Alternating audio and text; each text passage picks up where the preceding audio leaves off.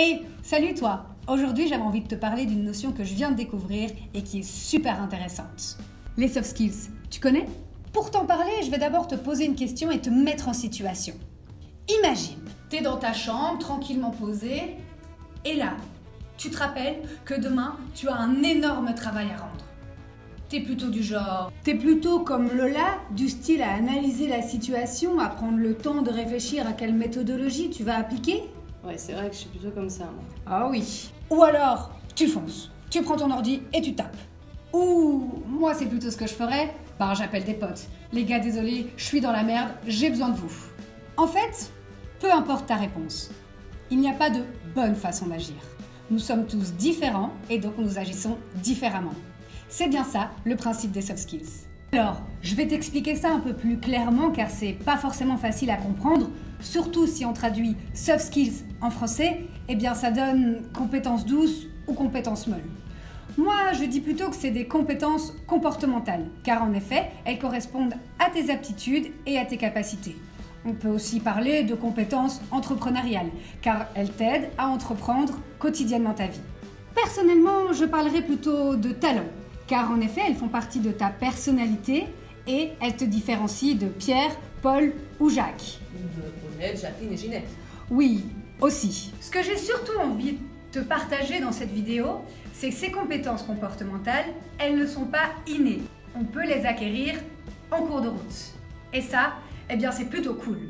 Moi, j'ai toujours été la vie désorganisée et jamais à l'heure, que ce soit pour aller en cours ou pour rejoindre mes potes. Sauf qu'une fois, je me suis fait vraiment engueuler. Parce qu'à cause de mon retard légendaire, on a raté l'avion pour Ibiza.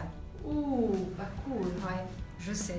Et là, je me suis dit qu'il était temps d'agir, qu'il était temps de développer une nouvelle compétence, d'être mieux organisé, de gérer mes priorités et de faire face au changement de plan. Je me rends compte, en vous racontant cette anecdote, que ce déclic m'a permis de développer une nouvelle compétence. Une nouvelle soft skills, quoi. Et cette nouvelle compétence, elle a été super utile. Déjà pour gérer ma colocation, mais aussi pour trouver des idées sympas pour faire des soirées à petit budget. Il faut même savoir que je suis devenue la personne de référence pour le proprio. Et oui, cette compétence est un peu devenue mon talent, très sollicité d'ailleurs. Il faut savoir que là, je vous ai parlé d'une seule compétence, mais il en existe plein. Et ces compétences, elles sont super utiles pour votre vie professionnelle. Croyez-moi. Je suis sûre qu'on a dû te répéter plusieurs fois que ton diplôme était la condition sine qua non pour décrocher un job. Eh bien, c'est faux. Ah bon? Eh oui, moi aussi j'étais étonnée. Ce n'est pas la seule solution. En effet, il y a les soft skills. Pour que tu comprennes bien, je vais prendre le temps de t'expliquer la différence entre les hard skills et les soft skills.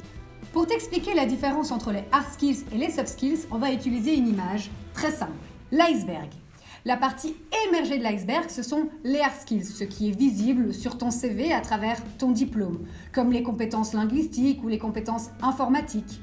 Les soft skills, eh bien, c'est plus subtil. Lors d'un entretien d'embauche, le recruteur va devoir creuser, te poser plus de questions pour comprendre quelles sont tes soft skills. C'est vraiment tes compétences comportementales, comme on l'a discuté tout à l'heure.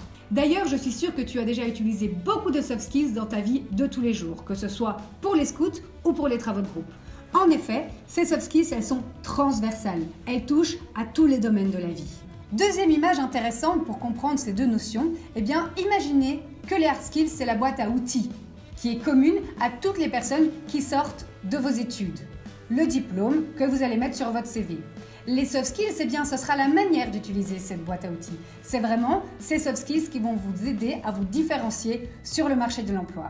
Donc, les soft skills, ce sera par exemple le leadership, la manière de s'organiser, de travailler en groupe ou des choses comme ça.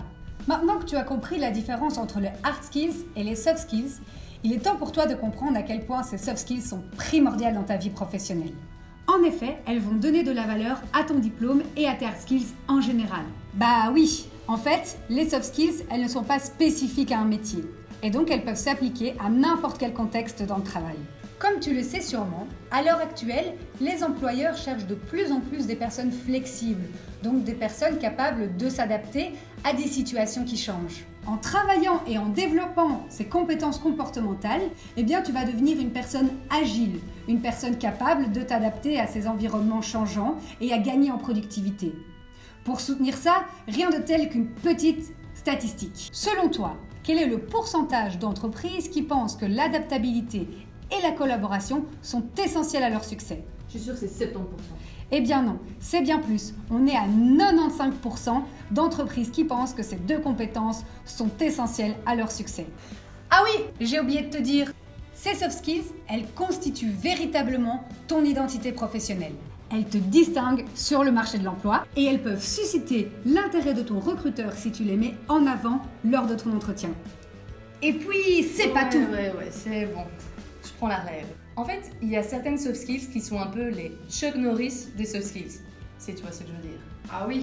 Et oui, la Commission européenne, rien que ça, a créé un modèle de référence en matière de compétences entrepreneuriales. Et ce modèle de référence, qui possède par ailleurs le doux nom d'Entrecon, reprend les soft skills essentiels pour développer ta capacité d'entreprendre. Ce modèle, il est divisé en 3 grands domaines, car la capacité d'entreprendre se définit comme la faculté de transformer des idées ou des opportunités en action et en mobilisant les ressources nécessaires. Autrement dit, si tu parviens à développer ces soft skills-là, eh bien tu auras beaucoup plus de facilité à entreprendre tes projets pro et perso. Merci Lola pour ton intervention. On espère que tu as aimé cette vidéo et que maintenant les soft skills n'ont plus aucun secret pour toi. Et hésite pas à te lancer des challenges. Et confiance en toi. Salut! Salut!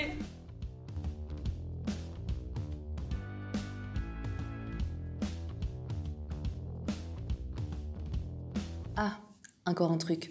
Et après, promis, on te laisse tranquille.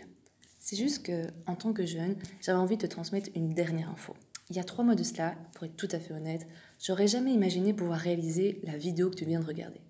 Et pourtant, je me suis rendu compte que j'ai pu relever ce challenge, parce que même quand je galérais, je suis restée motivée, j'ai persévéré, j'ai appris aussi à rebondir quand les choses se passaient pas forcément comme prévu, et puis j'ai bien sûr fait appel à ma créativité. En fait, en étant face à une situation qui me forçait à me dépasser, j'ai mobilisé à fond mes soft skills. Donc maintenant, je crois que tu as vraiment compris le truc. Tes soft skills, tes super compétences, elles constituent la clé pour relever tous tes défis.